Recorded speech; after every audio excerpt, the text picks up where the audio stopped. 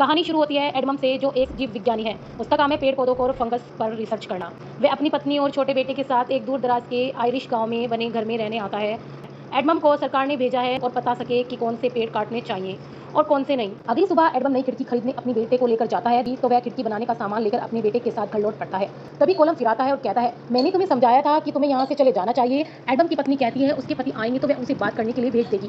कोलम वहाँ पर किताब छोड़कर चला जाता है। वह देखता है कि किसी ने गाड़ी पर खतरनाक खरोच छोड़ी है। उसे लगता है कि यह कोलम का काम है। वह बहुत डर जाता है और जल्दी से अपने बेटे को लेकर घर आता है। उसकी पत्नी को भी कुछ समझ नहीं आता कि क्या हो रहा है। तीनों जल्दी से ऊपर के कमरे में आ जाते हैं। इसके बाद एडमम उस किताब को खोलता है जो कोलम छोड़कर गया था। उसमें बहुत सारी अजीबोगरीब अलौकिक बातें लिखी होती हैं। वह कहता है, हमारी गाड़ी जंगल के बीच में खड़ी है, हमें किसी भी तरह यहाँ से निकलना होगा। इसके बाद वे सब जल्दी से गाड़ी की तरफ भागते हैं। एडमम की पत्नी गाड़ी में बैठ जाती है। एडमम गाड़ी का बोनेट खोलता है तो देखता है कि काला पदार्थ और भी ज्यादा फैल गया है। वह उसे साफ करने लगता है। गाड़ी में बैठी एडमम की पत्नी पीछे मुड़कर देखती है तो पाती है कि पीछे बहुत सारे साए खड़े हैं। एडमम जल्दी से गाड़ी के अंदर आता है और वे गाड़ी आगे बढ़ाने लगते हैं। तभी उनकी गाड़ी के सामने एक बच्ची आ जाती है। घबराकर एडमम की पत्नी गाड़ी घुमा देती है, जिससे गाड़ी एक गड्ढे में फंस जाती है। उसे निकालना अब नामुमकिन था। एडमम और उसकी पत्नी अपने बेटे को लेकर वापस घर की तरफ भागते हैं।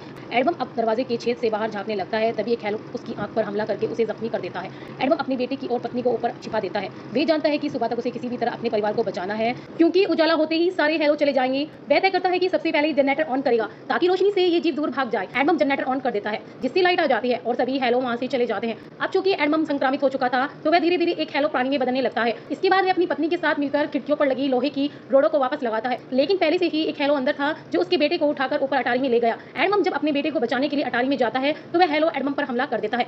इससे एडमम नीचे गिरकर बेहोश हो जाता है। उसकी पत्नी अपने बेटे को बचाने के लिए जाती है। दरअसल हैलो उसके बेटे को बाहर जंगल में ले गया था और एडमम की पत्नी देखती है कि उसका बेटा अब नदी में बह रहा है। वह अपने बेटे को बचाने के लिए पानी में कूद जाती है और किसी तरह उसे बचाकर घर वापस ले आती है। वह अपने बेटे को एडमम को देते हुए कहती है कि इसके कपड़े बदल दो, लेकिन जब एडमम अपने बेटे को देखता है तो पूरी तरह हैरान हो जाता है। वह कहता है, ये हमारा बेटा नहीं है, हैलो ने हमारे साथ धोखा किया है।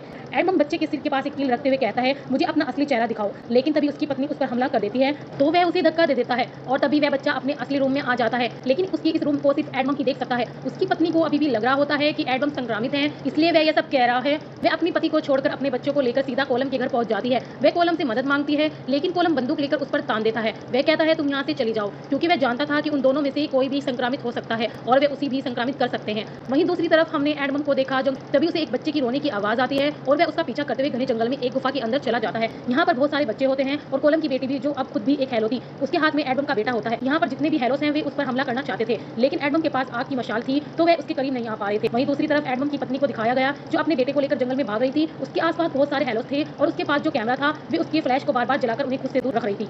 आगे क्या हुआ तुम सोच भी नहीं सकते। भाग 2 जरूर देखना। भाग 2 देखने के लिए फॉलो करें और बेल आइकन दबाना